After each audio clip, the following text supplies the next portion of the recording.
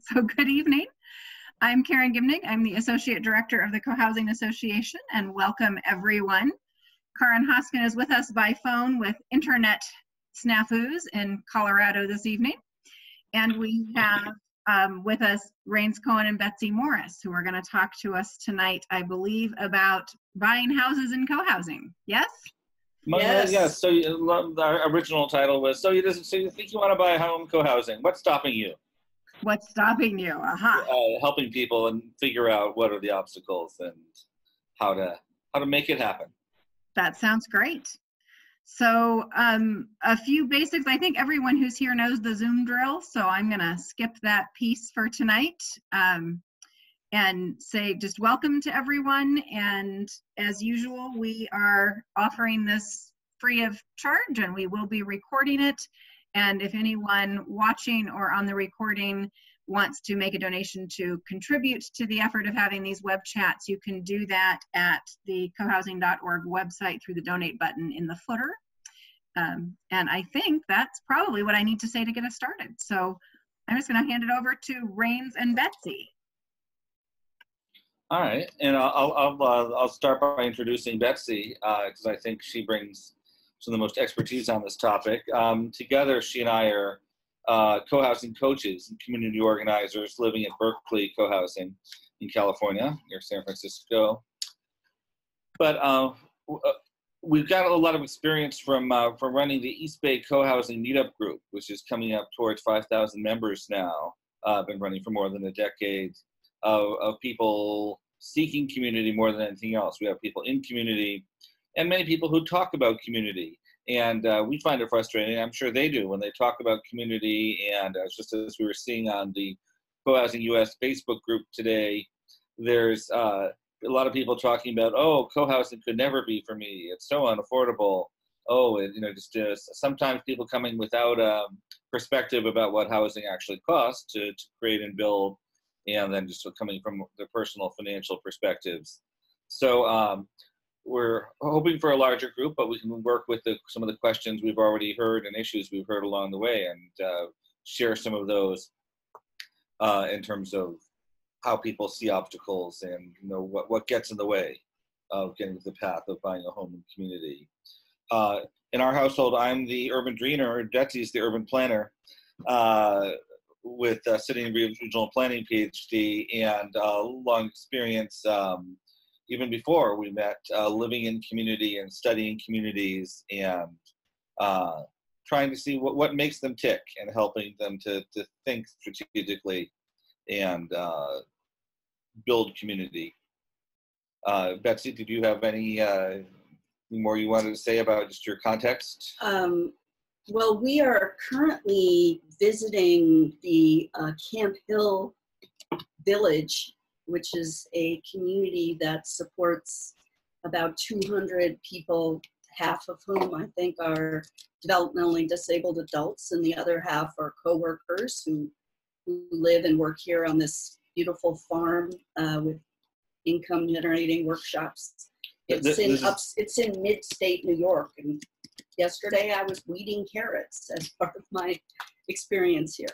So there's many different kinds of communities. We'll be talking about co-housing, but part of what I bring is the idea that we're on a journey to learn what it means to live, be able to even see communities around us. So love to be able to share our experience and some of the practical steps and skills that I'm aware of people use. And I just shared the web address for this particular Camp Hill Village in the chat for people who want to explore that afterwards. You cannot buy in here, but you can join the community and become part of it. So Betsy, part of, you've been on the fellowship or now the Foundation for Intentional Community National Board, and you visited many types of communities, but part of what has made co-housing unique in the movement is our embrace of market rate housing and the joys and challenges that provides. I imagine you've heard from a lot of people talking about community and talking about what the barriers are. Of course, you can build a community, and that's a topic for a whole different web chat. the process of finding and starting and so on, and some of the people here experience with that. But what what leads people to say buying a home in community is right for them?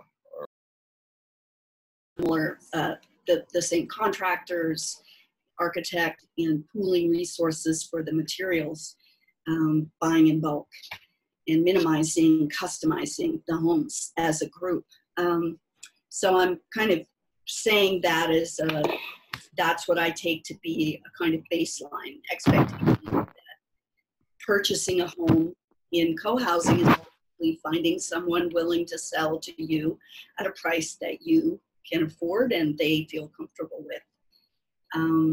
There are some exceptions. So the one, for example, Cornerstone Co-housing has a first right of approval. So essentially, depending on how much you want to sell your home for, they can actually, Cornerstone is in Cambridge, they do a search for qualified buyers and they kind of vet buyers according to who they feel most comfortable with. So they have the right to match you as a home seller's price in order to kind of keep the continuity of goals and values. I don't know how controversial any of the new buyers in have ever been, but that is one type of exception to the, but it doesn't affect, it does actually affect the kind of mortgage you can get in that condominium community, because banks sometimes have requirements that there's going to be no vacancy or delay.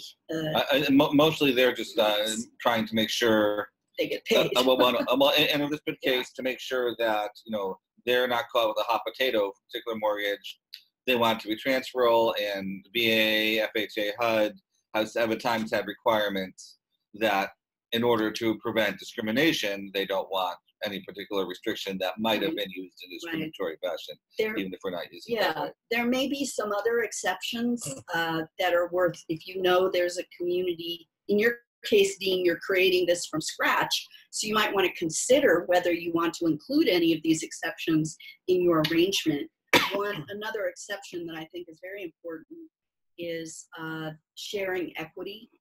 If a home appreciates from the initial purchase, that there's one line of thinking that I happen to belong to, which is that it's usually the community that has created the additional value, not the efforts of the individual homeowner. That could be a different situation. And in our community, we had an agreement with our city that we would be limited equity, meaning that we would continue to be affordable to moderate income home buyers, because we have such a shortage of homes in Berkeley and the entire California that are affordable to people at moderate income and below. So we have a deed restriction on each of our individual homes that limits the amount we can sell it for. In fact, the city provides us with a resale, and there has to be a very specific clause that on the one hand it's affordable, on the other the bank wants to know they can foreclose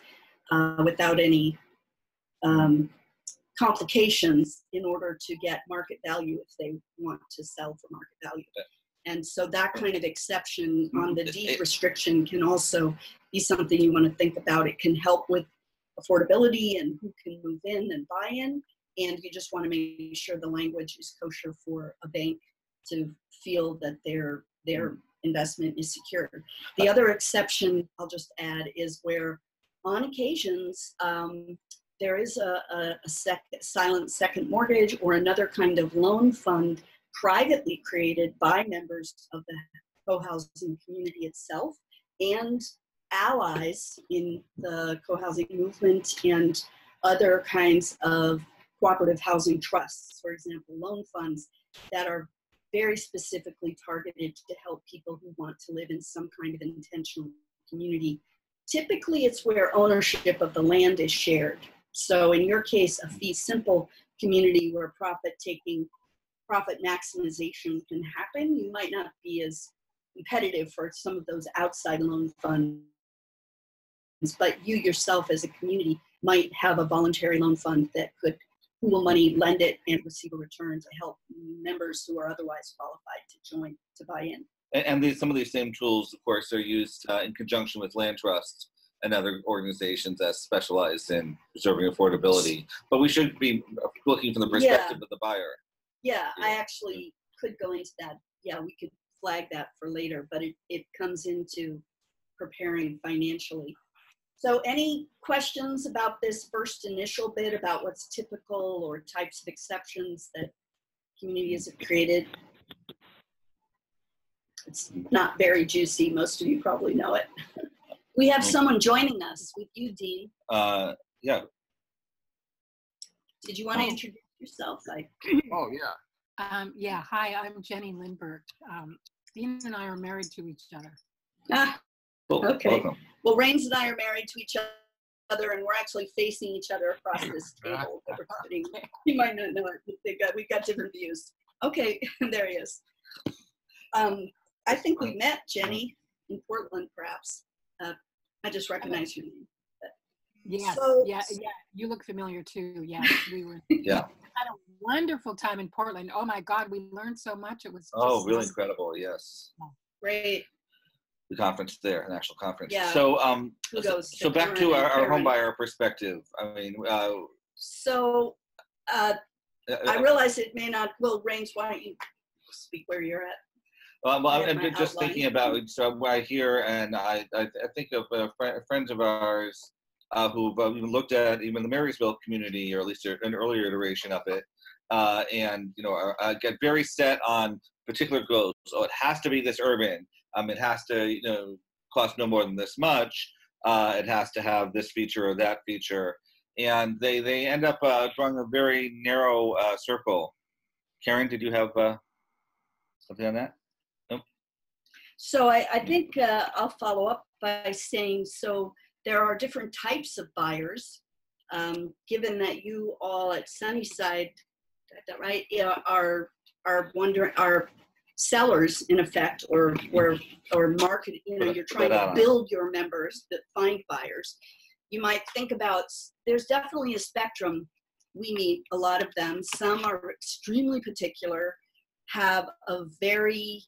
they have a good situation now, and in effect they're only interested in maybe one place, and they have a exquisite sense of schedule and timing. So they may or may not be a good candidate depending on how many folks around you. They tend to be more older, retired folks who are in a position, already own a home, would need to sell the home. And or for example, I think we see a lot of like, I'll look at it when I'm older. I don't know. Till maybe I'm closer to 80. That might be more of interest. Yeah. The people like they're not getting about the benefits of being involved earlier in terms of the process of building community and the input they get in the process, as well as the learning in the process, and perhaps even discounts by being involved early. But so if you have the spectrum of what we think of as the picky or the hard sell, obviously where you also have people who are ready to jump, and they, however, may be in England, they may be in Mexico, they may be in New York State thinking about retiring, and Sunnyside might be just the ticket for them if they are able to find out about you. This is amazing to me that people have bought into, for example, Burlington Cohousing in Vermont, sight unseen. We recently ran into someone at Cornerstone who moved there. Cambridge, Massachusetts. In Cambridge, who left Santa Monica, California, land of palm trees and beaches, for Cambridge, and said it was worth the move. Now, mind you, she was moving to be closer to her daughter, who also lives in that community. But you two and your core group, do you have any other people in your core group at this point, Dean? Yeah, we do. We have about, 6 or 8 people. Beautiful. Yeah. So I apologize, I haven't looked at your website. Raines, you might call it up. You are your most important attractor. Your enthusiasm, your ability to be who you are authentically is the biggest draw you can do, as well as your transparency, your ability to navigate the complexity of what you're doing over time. and obviously you can't do all or be all everything, but do you have a website where your profiles are visible and people know they can identify with different ones of you? Yeah, we have a website. We need to do some work. I'll be working on it in the next couple of days, getting more profiles up there and more content. Beautiful. It's so many groups they think about is the real estate, and of course location is important and the physical aspects of what you're building, but it's the people, it's the relationships, and housing is more of a draw. It makes more of a difference, especially getting people who care, you know, who are interested in that. And it's some work up front, but it really is how you will reach younger people. You'll reach people who are able to navigate the complexities of the technology. They're going to have a little easier time navigating the change itself. I mean, not to anybody who's not tech savvy, but your presence online as well as in your own physical area are the two qualities that will draw people to you, even if you have no land.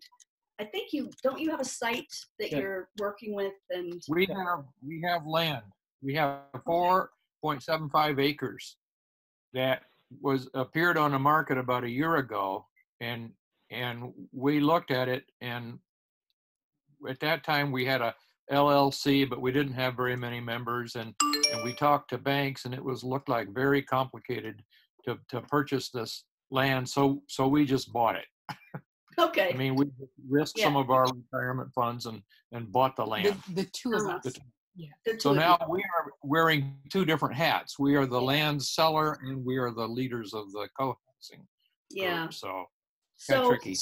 From a buyer's point of view, you know, some people don't want to look under the hood, but it's sooner or later everyone will be looking under the hood. So your ability to be transparent and also not necessarily put complexity on people before they're ready to look under the hood is kind of a general piece of advice, but I'm sure you have your own experiences on that. But if your website is going to be a way of describing, you know, your visits to the land, a little blog. I am not a blogger. I wish I were, but these little tidbits, one paragraph that show that your website and you are a dynamic group, that you're making bits of progress, and that you invite people to be in touch with you. So I encourage you to think about, you know, with the labor you have, if you haven't done it already, having both the local outreach team to meet comparable buyers to who you already have, and then targeting to possibly families or your demographic. Are you trying to be a senior co-housing? I remember talking to you. Multi-generational. In fact, that's one of the reasons we went with fee simple, is so that young families who want to build equity could do so. Well, and that's great, but you know, they can also build equity with other financial models that can lower the cost to them.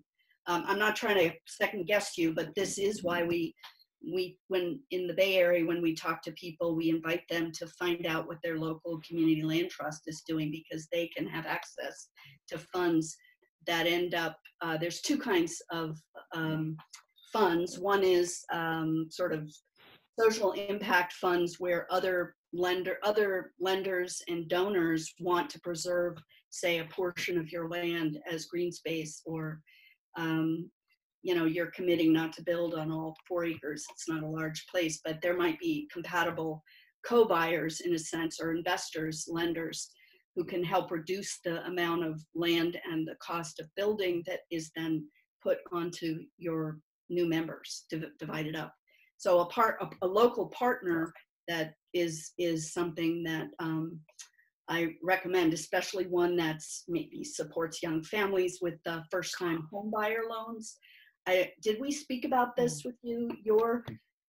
I know Portland and at least some counties in Oregon have down payment assistance, basically grants.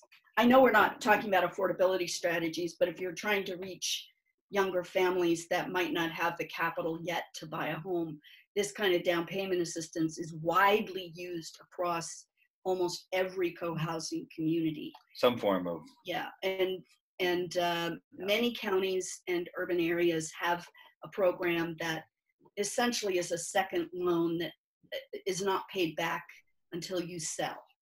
So I just bring that, it's, you know, it's so common, it's rarely even mentioned. But back to yeah. So so I think we're talking about preparing your community for to meet other people where they are. And so that, I mean, you can only go so far. Somebody can say, okay, I want a $10 house, and the answer is no. You can't do that. It's a process of finding out how long you go. You know, as you're understanding the actual costs, and other people will filter themselves based on their financial reality. And the more that you're then helping them with that self-assessment, where I was originally a member of Swan's Market Co-Housing in Oakland, California,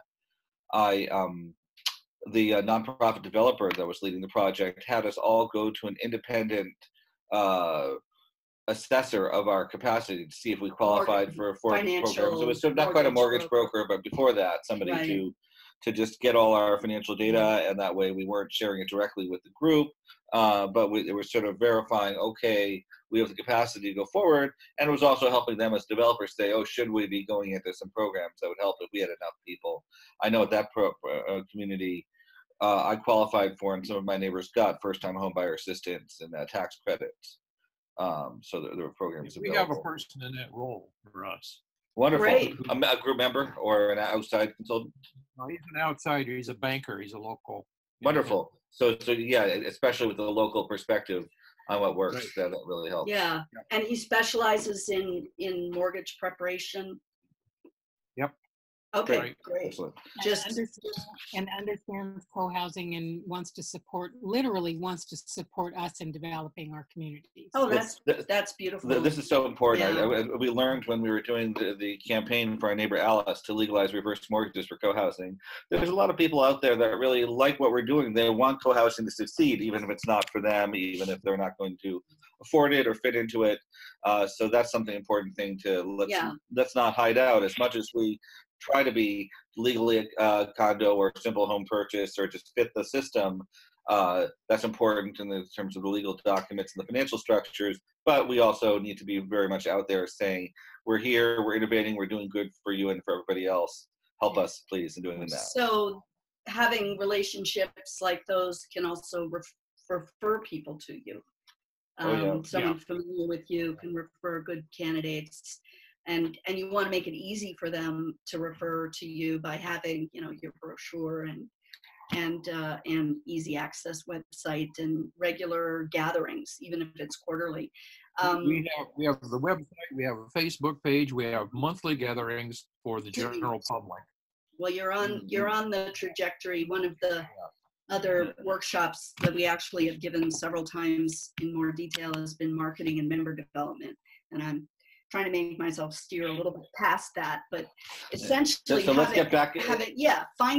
Finding types of buyers. So I think obviously, even actually beyond that, I thought, you know, let's get to the buyer themselves. Let's get to their head, and so this from their perspective. Well, so I think we're doing that by talking about affordability and financing structures, about having you be personable in your online presence so people can kind of suss you out, as well as coming and meeting in person, because there's a lot of different personalities. Some of us are shyer or more cautious, and some are more outgoing. So I wanted to go back to rather, where can you find buyers of different characteristics as well as like-minded people? So are you already advertising at the IC.org and Coho US websites? We have classified ads there. We're in the directory. We're also putting an ad in all the UU. Oh, great. Excellent. Excellent. Yeah. Is there a national magazine or regional? Yeah. Right. Beautiful. Beautiful. We've certainly also seen local realtors have some idea about where people come from who move to the area, and so there may be other geographies. We certainly here in our East Bay Cohousing and Cohousing California, we've had groups join from Portland and others in the area, knowing that Californians do end up there for financial or other reasons. Yeah. And so we've done outreach events in partnership with other groups. Yeah. We've also, so there's if there's a nearby university or state college, your faculty, junior faculty in particular, or senior faculty who have parents who might be interested in moving to the area, there's two different demographics. So universities often are promoting housing options to their faculty. So I understand, your forming group, but since you are our only actual, am I right? You're the actual audience here. Well, so the live audience, tailoring this to no, you. but there's more for. But for the topic. advice to the seeker, it's that we encourage them to get to know these websites, to explore the different types of communities. One thing that you might do, as if assuming people are looking in the area from other places, or just looking in the area, is to partner with some of the other forming groups within 100 miles of you. Or there is a regional group there that's rebuilding the Northwest Intentional Communities Alliance, or NICA, that historically had lots of different types of communities, and then mostly was recruiting forming co-housing communities that were doing the legwork. Now this is participating face-to-face with other groups is labor intensive, but it does build relationships for yourself as a community that could be very valuable later on. But we're trying to think of if someone's thinking about visiting Portland and they discover that within 100 miles there's 5 forming groups, you want to be on their list. We were just advising somebody from Philadelphia who she'd been on and off in discussions with us for 5 years, saying, okay, I know actually originally she was coming out of Brooklyn from a co-op there, and she was planning a trip to Washington State, and we were giving her guidance, coaching on particular communities to visit, and helping her narrow down the selection, because even from the community's websites and the directories, it's the facts may be there, but it's not necessarily easy for somebody to digest and look at the big picture and say, okay, this one has these characteristics, this one's this close to a hospital, this would meet my needs in whatever way. So often seekers co-housing people have tended to be, I'm generalizing wildly, but from somewhere else. They might have lived in an area for a long time, but it's the fact that we don't have necessarily extended family networks, or just 1 or 2 family in a particular area that might, that has so far drawn a lot of people already living in co-housing. So you might think about what institutions in your community, in your commute shed, which is typically a half an hour out. What are the institutions? It's not be a hospital, where the pay scales are sufficient, where they recruit a little more widely than just the local, just people who are born and raised locally. Not that there won't be interested people, but you're targeting. Again, if I'm looking to move to an area and I've heard of co-housing, my employer might be helping me to find. So getting on their lists, posting a flyer in their lunchroom, or talking to their personnel department is another way for buyers to find you. When I sold my home at Swans Market Co-housing, I did eventually work with a Berkeley co-housing neighbor who was a realtor, and she lived in 2 co-housing neighborhoods, and she helped a lot with the cleaning, painting, staging, photographing, flyering. But it was my instincts, like, oh, there's a major employer here. Let me put up some flyers near their offices, and eventually found somebody that both saw the value in the place and could afford it. A nurse who had relocated, I think, just taken a job at Kaiser. So I'm going to pause here for a minute and but let you know, I'm going to talk about preparing financially. This was for seekers, and preparing socially. And then I have a word, jumping in, try it on. Try before you buy it. So from your perspective, before I get to those, is there anything in what I've said that resonates or that you want to add or explore further? we're talking. Yeah, I think the ideas about going to local institutions is good. We have a number of very large employers in the area here: Boeing, Microsoft, Expedia, Amazon, to name a few. And they could. We have excellent transportation for those sites too, from our place, by the way. You know, their own buses and so forth. So these are some good ideas. Yeah. So, and I was going to say just the one thing I've experienced with some of these organizations, they may have internal bulletin boards or HR people, but they may see their role as gatekeepers. You know, they don't want everybody with something to sell coming in and reaching their employees. So if you have somebody inside who can share things, that's most valuable. Or if you're coming in, you know, in conjunction with, say, with Sierra Club or environmental group to talk about the benefits of green living, something that gets you out of being seen as salespeople's business, and you see your community and service as something larger. That's the way to do it. Welcome. I see a new member as well. You do? I do. Okay. They're not on my screen yet, but it'll happen. Yep. So, was there any questions or thoughts you might want to go into about how to approach, or what information to offer online or to these potential referral locations, employers and whatnot? Yeah, here's a question. How much do we say about costs online? I mean, for many people, that's going to be their first exposure to us. And we hear that you should be frank and open and transparent about costs right up front, but how much? What's the on-ramp really is the question. What gets them so they're so excited that they'll get past the shock or their stoppage of the cost and see the real value underlying it? Yeah, I mean, you always want people who have choices, and you're trying to create choices for people. Personally, I believe in providing ranges.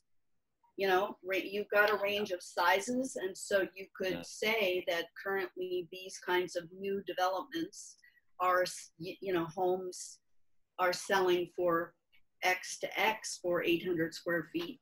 And of course, people will always just look at the low end, whether or not they can fit into that. Not always, you know, and I think one of the questions will be, you know, you can have up to 3 bedrooms in 800 square feet. It's pretty dang small, but, you know, you might, if your unit mix, ultimately you won't decide on that until you have a few more families, is my guess. So you would work more on that. And I think it's stating that process. Here's what we don't know.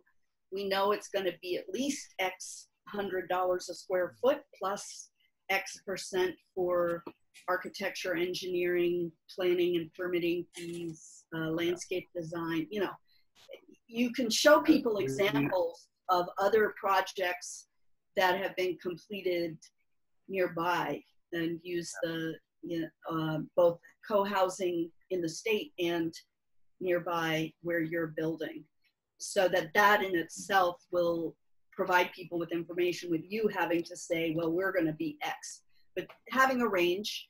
And then the other thing that I think is important as a buyer is understanding that there is an on-ramp and a series of financial commitments that you need to be ready to make and not be surprised by. Yes. You're not just going to wait till this thing is done and built and then go apply for a mortgage. If you're really, contributing, if you want to see this move forward, some people will be in that position, but others will want to know how they can participate as well. And we're working on a roadmap to get into this. We'll have several points along the way at which they have to offer more money, you know, because eventually they're going to have to pay essentially what amounts to a down payment on a house, but they're going to have to over a period of 6 months or 9 months or something like that. Yeah. So we have cash to go forward with. You have, so that they have will have cash. From down payments. So that's kind of that's great. There's some roadmaps that Chuck and Katie have used for years. I'm sure they've been updated. And you probably have from your architects and coho builders and right. We have an architect, we have a development consultant, we have a banker. What else do we have? Engineers. We have a great process consultant, Excellent. Karen Excellent. Gibbons. Very cool. Very Great. And so, you know, I think your process consultant is also helping you with the on-ramp of people. Yeah. I don't know if you're considered part of the marketing and member development budget, but I think, you know, helping people prepare financially, having an interview with the banker, if you feel the banker is the best representative to talk about what people will need to do to prepare for the home, I would talk to that banker and maybe see if just hear him give his spiel to somebody. How would he help someone understand how to prepare financially? I think, and the second, of course, is preparing socially. And that comes with this idea of trying community on, you know, jumping in. You may or may not be ready to have other people jump in, but you want to let people know where can you jump in. So we're hosting picnics and socials and monthly gatherings. That's great, a great way to jump in. Regional work. If somebody is out of state or out of the area, you might offer that every other month, a Zoom call. You might give them a chance to follow you around in a little video blog of the prop. Get your kids or grandkids. They can help. Doing it on a phone and track you. I've seen some communities even use drone footage as a way. But again, that's great. It's getting pretty cheap. Man. Yes. Go. It's just that's beautiful. So keeping an eye on the time here. I wanted to make sure we hit your 15 more minutes. Yeah, and then core topics. Well, the jumping in and trying it, we try to encourage people not to get fixated on just one community or one location, but experience others by maybe, in your case, you could invite people or set up relationships with existing co-housing communities and maybe have a little mini retreat at one of them and invite, you might do something in Portland or in another community if Marysville isn't like right in the center of things. I feel like that's also a way that we build our movement by federating our resources across different co-housing communities. And hopefully we're building towards federating money as well, lending. And there are people who move, they're serial co-housers. I'm one of them. Yeah. Started at Swans, went to Berkeley. My mentor, Joni, came from Doyle Street to Swans. And then we had people move in as associate members next door to Berkeley Co-housing, having already lived in Eastern Village Co-housing in outside of Washington, D.C. Keenan McCambay used to say we recycle co-housers. Yeah. But it's amazing the difference from to our neighbors, members of the community, to go from mystery person, question mark his face, associate member, who are these people? Yeah, if he sells the place to who knows who, the fence might have to go back up, without another agreement or relationship, and that shifted to fresh young backs. And as soon as I found out they wanted to have kids, I introduced them to the parents, and then the grandparents, and then it became completely, over the course of 6 months, they were very educated about how to be a co-houser, so they made a very good impression and became very formalized active, relationships even more than we had very before. valued contributors. So that's another. But we were going back to the idea of how to invite people to have little mini experiences, to jump in. I've seen some communities do certainly we hosted uncommon meals where co-housing seekers gather at a established community and cook a common meal together in the common house or on a non-common meal night, so it's not a distraction to the host community. but people are welcome to participate. So your monthly gatherings, are they mostly business oriented and decision making for you? Is there an opportunity for social time? We have 3 meetings a month, really. Jenny, would you? Okay. Well, we have one is a work party and potluck. Excellent. And Social. one is a social hour, then business meeting. And then the third one is a Zoom call. So it's a good variety. Because several of our members are out of state. So that's why we get everybody on Zoom once a month. Wonderful. Karen's, so you're covering the bases. Karen's been good about helping us make sure that we're developing our social relationships. Yeah, beautiful. At the same time that we're working on permits and design and stuff. That's important to have that as a parallel track, because it's so easy to, if you define everything as a business meeting, then everything starts to look like a business problem, or just all you're allowed to talk about. You're not allowed to have fun, and that's so important. Right. So, wow. So you obviously have set up possibly the best possible structure. And I guess the question is, how is it working for you in terms of who's coming new and retaining and building new? Yeah, obviously not everybody who comes is going to be, sort themselves in or out, but let's just let them, let them answer, and then we'll add in. We'd like to go faster in terms of getting people who are equity capable. We're getting probably one party a month, and I'd like to see faster than that. We plan to build about 25 cottages, so we need to get 25 family or 25 households here involved. So phasing is something that many communities have had to do or have chosen to do in order to deal with the high cost of trying to do everything at once. I just got to visit Prairie Hill in Iowa City, amazing, lovely green community, and they are building a building at a time, a stacked flat, a duplex, or a fourplex, and do they have the common house already? Yeah. So starting with the common house and the buildings around it, and so yes, they're living in a construction site for a while longer, but getting the benefits of living in the community and not waiting around and get everything exactly right.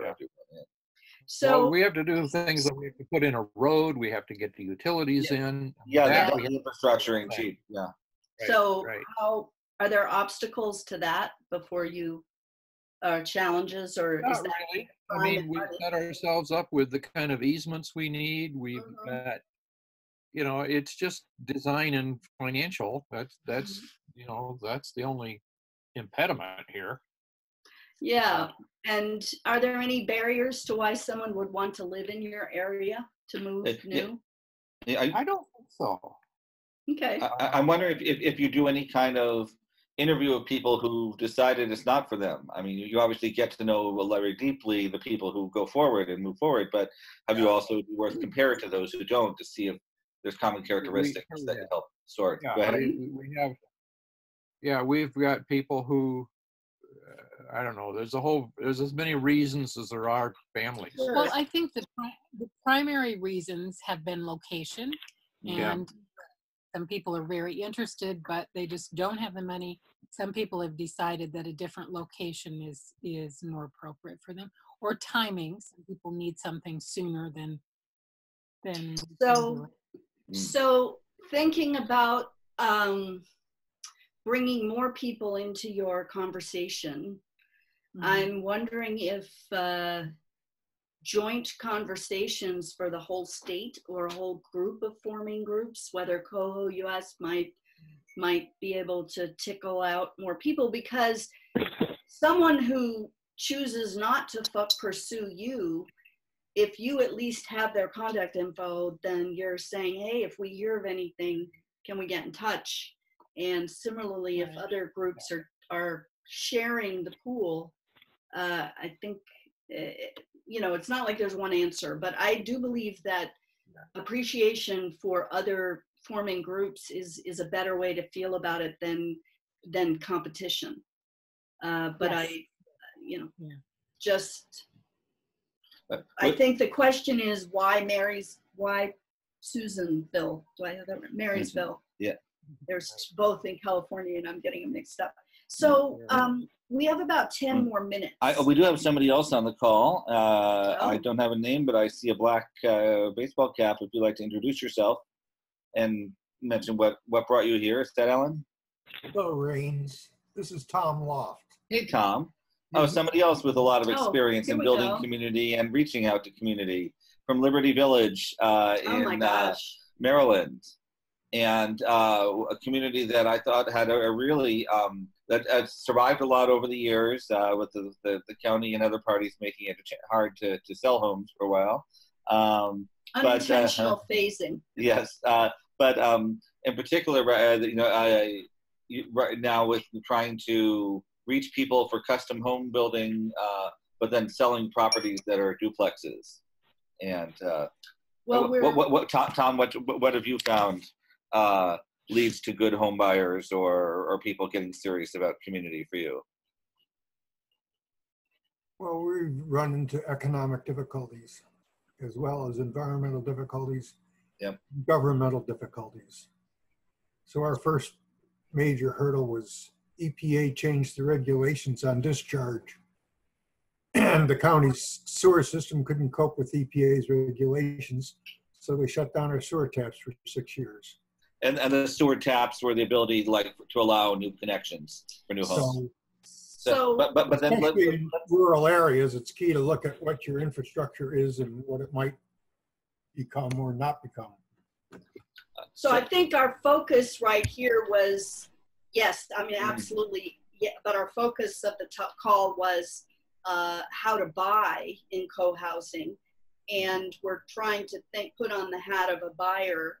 What have you learned about what a buyer, prospective buyer into co-housing, a joiner, needs to know or wants to know that maybe they don't know they need to know?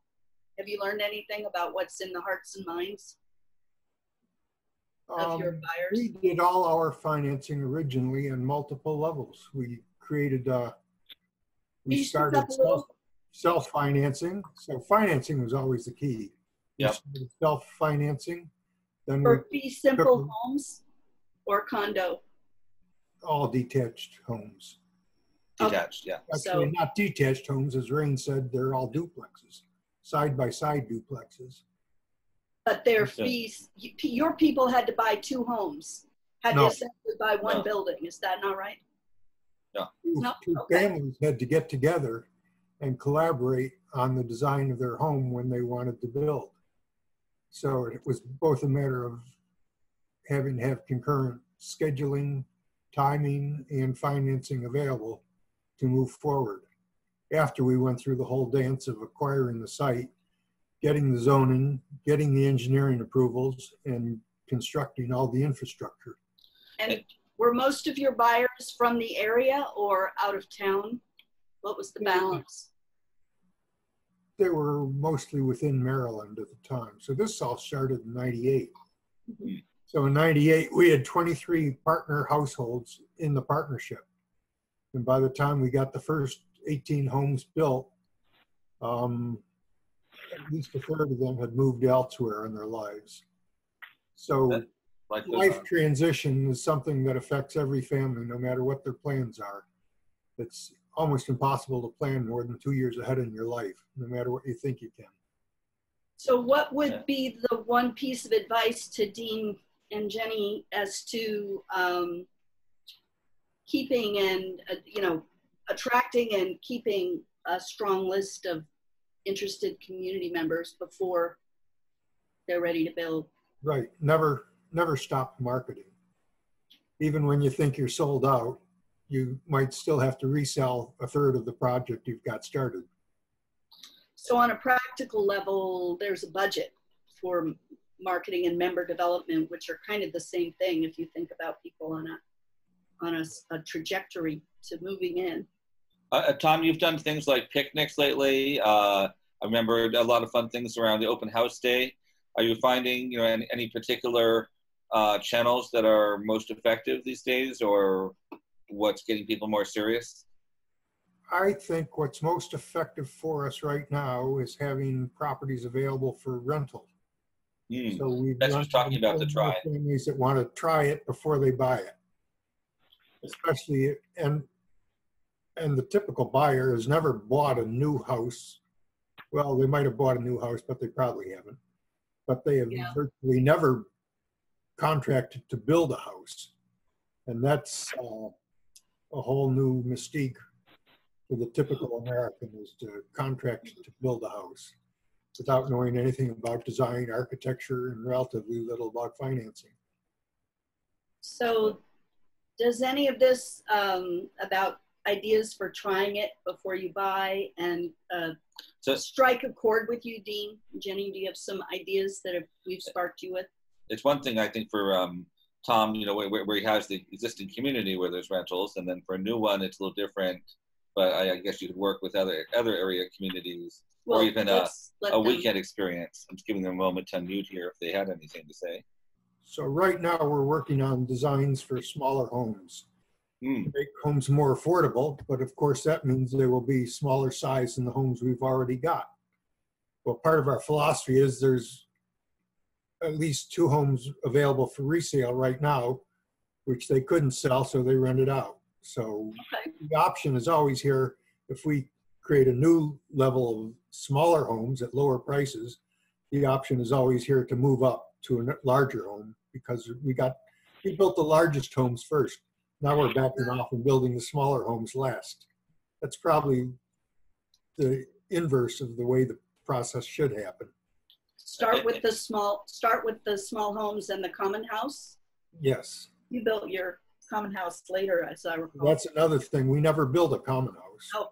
We've always rented space. So we started out renting basement space in another family's house. Now, after one couple went through, couldn't sell their house, rented it, left the state, walked away from their mortgage. The banks took it through foreclosure. 2 years later, we bought a used house for a common house. Nice. Whatever it takes.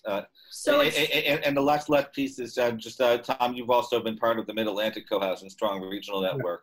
How's that? I know some of your members have been participating a lot in that. Is that the strength of Liberty Village is that for 20 years we've remained solvent, even though we're only half built out. That's impressive in itself. And did the regional affiliations, how did that help with your sustainability that way? So working with MAC has been beneficial in terms of everybody knowing what everybody else is up to. So we keep a conversation going within the Mid-Atlantic region, and we encourage new projects to get started. And we've got members all the way from North Carolina through Pennsylvania, and there's still new projects trying to jumpstart themselves in New Jersey. Unfortunately, we don't have a large pot of capital to just lend out for jumpstarting new projects. Right. But at least you can show the way and help people on the path. But we got lots of expertise. And so we're wrapping up in the next few minutes, and I did have a couple of thoughts that came to me around jumping in and trying it. If you'd like to hear, Dean and Jenny, you're muted, so I don't know if I'm losing you or you're still interested. Yes. Here we are. Yes. Go ahead. Okay. Well, I'll just say it occurred to me. It may not be legal for any long term, but perhaps you can invite people in RVs, people who can tent or camp or come for a short overnight visit, or even pull up their trailer for a week and experience the land. Experience the land. Admittedly, it can be a long shot. You don't want to put a lot of cost, or you want to maybe charge for being able to park there. But mostly, it's about just building buzz and offering it, even if people don't take you up on it. The fact that they could, again, makes it more transparent and friendly, and says, "Hey, this is a community of people getting to know each other." So just a wild shot there. What's your other thought, Betsy? Well, it's actually seeing if there are summer or winter visitors to your area, that that again, you're just reaching a wider commute shed, a wider range of people, and you're offering them if they an experience to come out to the land and have a picnic, or, oh, what's this co-housing thing? It's happening. And then when they go home, they might be able to check back if they like their visit to your area. Music festivals, summer, family camps. I think there's a lot that the co-housing movement can learn from the eco-village movement, which they're doing things that aren't just about a place to live, but something that has a larger set of relationships to the community, to nature, this greater sense of purpose. That's right. And that often organic farming, yeah, community-supported or event production agriculture, in whatever sense. things that happen in your area that are unique to it, that you could then invite people to come as part of a weekend of meeting you. So great ideas. We own a motorhome, and so we have access to the motorhome community communication systems. We could make an offer there. Yeah, beautiful. yeah. Whether I mean, and that in itself may not be the core audience of people who want them, but if they're ready, I think there are people who are ready for living in a small home at the very least, and they get it about how to live efficiently. And yeah. So I feel like we've covered a range of buyers, of how purchasing happens. We've talked about your team of supporters to talk finance and also social development with Karen. And we've also talked about how to provide a strong website, which you already are building up, so people can feel engaged even if they're not present. And we've talked about ways of encouraging people to jump in and try you out from different areas.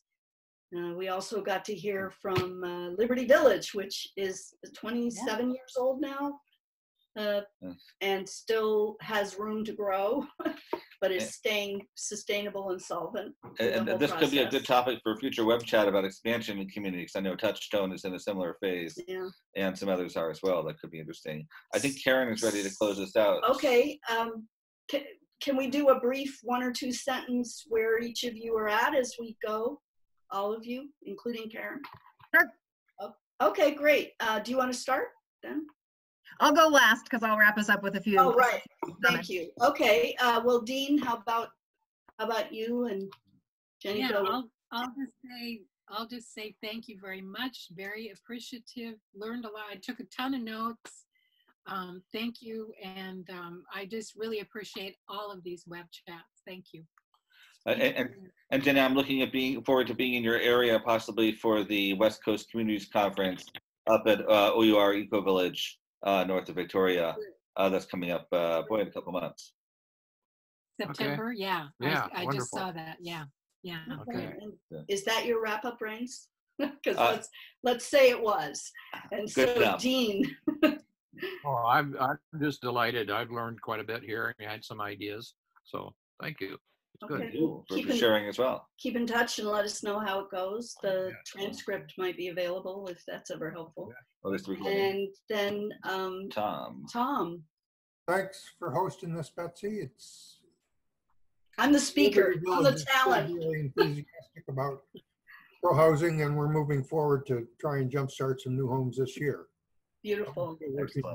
Karen is our host, as I reflect. Karen is now. Karen is now our host. Karen is, and I think Karen might still be back on the phone. Yes. Karen is on the phone. Apparently, I'm having a lot of technical difficulties. I'm not really sure why. But I was going to say, actually, just in I don't know, kind of in a roundabout way, you gave me some ideas to think about a project that I want to try and propose to the city of Boulder here. So I appreciate it. I'll be in touch for sure. Great. And I'll just say for myself, I've been wanting and talking to Raines for a few years now about being able to do webinars or just simple phone chats, and this has been a great experience. Thank you. Wonderful. Yeah, thank you. The audience may not know that this was a week that was sort of unscheduled, and Raines and Betsy were kind enough to jump in somewhat last minute, and you guys are traveling and worked us into the week that we had a slot. So thank you both very much for being here and sharing lots of great information. I knew you could do a last minute one because you both know so much that I was really glad that you stepped in. Karen, will you be telling us about what's coming up the next few days? I am. So the next web chat is actually Laird Schaub will be with us next week on the 25th. And he will be, the topic of his talk is Delegate or Die. Not to be dire, but I'm sure he'll be taking us through the details of delegation, which is such an important topic and one that we'll be interested in. So that's next up. And then we're weekly into August that they're up on the website. So take a look there. The new website continues to get better and better day by day. We're adding bits almost every day and have a couple of volunteers working on some things that's exciting to have some help with that. So good things happening there. A reminder again, donations always welcome at cohousing.org. WebChats, cohousing.org/webchat is the if you just want to type in that. And the past web chats do go up usually within a day or two. I'm traveling tomorrow, so it might take me a little bit longer to get this one up, but you can look for them there. So thanks everybody, and I really appreciate you. And Dean and Jenny get credit. I think you have logged more web chats than any other attendees. So thank you. So see you all next week. Good night.